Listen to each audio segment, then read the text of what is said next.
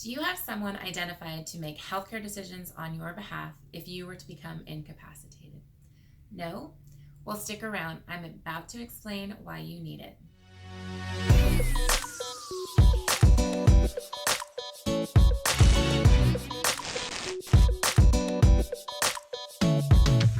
Hello, thank you so much for joining me for Incapacity Planning 101. You Have the Power series, episode number 3. I am the estate planning mom, and my name is Krista Hermans. I am an estate planning attorney licensed in California, and I help families with minor children protect their children and families through estate planning. Please make sure to click that subscribe button and hit that bell to be notified when new videos are released every Thursday. During this series, we are focusing on incapacity planning and the things that you can do to make sure that you have a plan in place and make sure that your wishes are known. Today, we are talking about healthcare decisions and what legal documents you can have in place to ensure that your healthcare decision wishes are followed. So 2 documents that we're going to be talking about today are an advanced healthcare directive and a HIPAA authorization. So what is an advanced healthcare directive? An advanced healthcare directive, some people also know this as a living will, is a document where you are able to identify agents to be able to make healthcare decisions on your behalf if you are unable to do so. It's very similar to a power of attorney, where the power of attorney is for financial decisions. So this is for healthcare decisions. In the Advanced Healthcare Directive, you can also identify certain end-of-life decisions, so what kind of wishes you want. Some of those include if you want to be buried, if you want to be cremated, maybe you want to donate organs for transplant purposes, for medical research. Maybe you don't want to do any type of organ donation. You can put those information in there.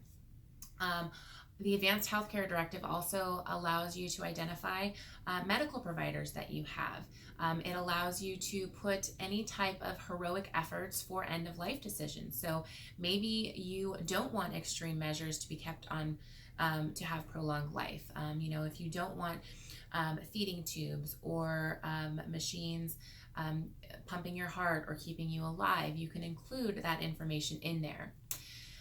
Okay, so that is an advanced healthcare directive. Who needs an advanced healthcare directive? Well, anybody over the age of 18 should have an advanced healthcare directive. So this is very important, especially when you have a child that is now an adult, somebody that's just turned 18. Making sure that they have an advanced healthcare directive in place, just identifying the parents to be able to make decisions on their behalf. Because once those children go from minors to adults, the parents don't have the decision to make those healthcare decisions for them anymore, at least without having to go through court. Okay, so why do you need an advanced healthcare directive? So I think one of the biggest cases in relating to advanced healthcare directive, or the need to have one, that most people know is the Terri Schiavo case. So Terri Schiavo was a 26-year-old woman living in Florida. She was married, and she suffered cardiac arrest in her home. She was resuscitated, but she had massive brain damage that was a result of lack of oxygen to her brain. So she was left in a coma, and shortly thereafter, her diagnosis was changed to a persistent vegetative state, where she had a feeding tube that was actually helping to keep her alive.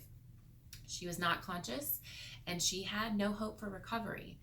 Over the course of the first 2 years, her husband at that point, they had tried all of these different procedures and trying to rehabilitate her, and there was no changes in her condition. So he petitioned the court for the ability to remove her feeding tube. Well, at this point, her parents didn't agree with what he wanted to do. So there ensued 13 years of legal battles, okay? And these legal battles were expensive. It was very long, and it included the Supreme Court. The governor was involved, the White House president was involved, and the Vatican also got involved. So over the course of that 13 years, by the end of the legal proceedings, the court did rule in favor of her husband to remove her feeding tube, and she passed away shortly thereafter. So all of this could have been prevented if she had had an advanced healthcare directive in place that said what her wishes were.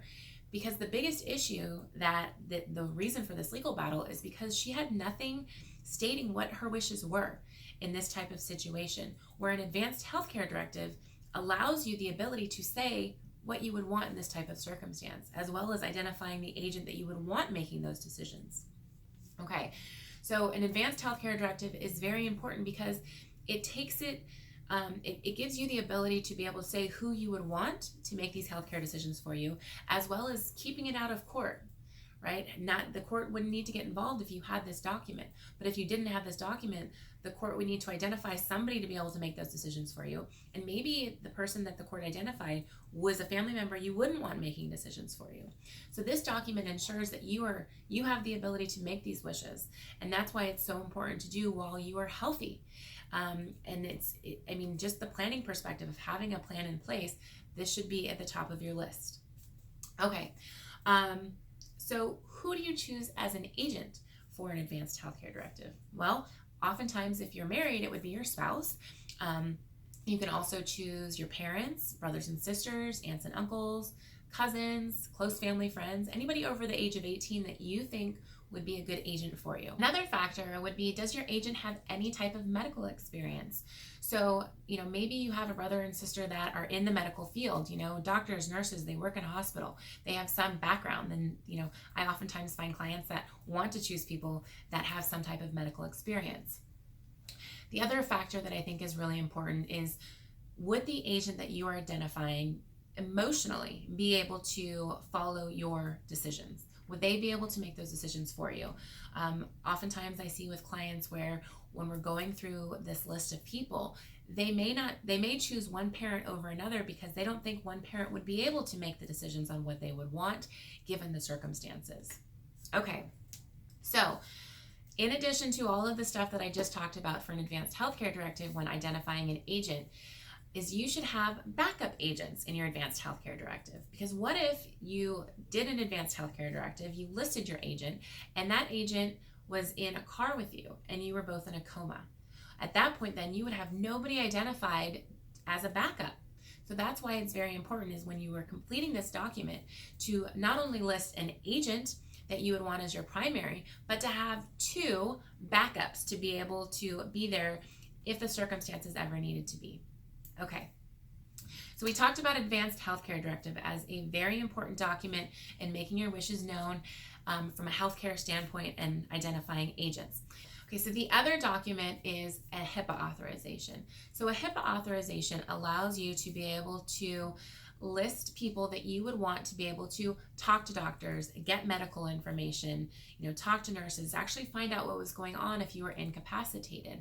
This is a really great option that if you had family members that you didn't want to include on your advanced healthcare directive, but you wanted them to be able to get information, you can list them here without having to list them on the advanced healthcare directive. I hope that this information has given you some really good ideas as to why it is so important to have documents in place to be able to make medical decisions on your behalf if you are unable to do so. Thank you so much for joining me, and don't forget to click that subscribe button and hit that bell, and please comment with any questions that you have about estate planning or incapacity planning. Thank you so much, and have a great day.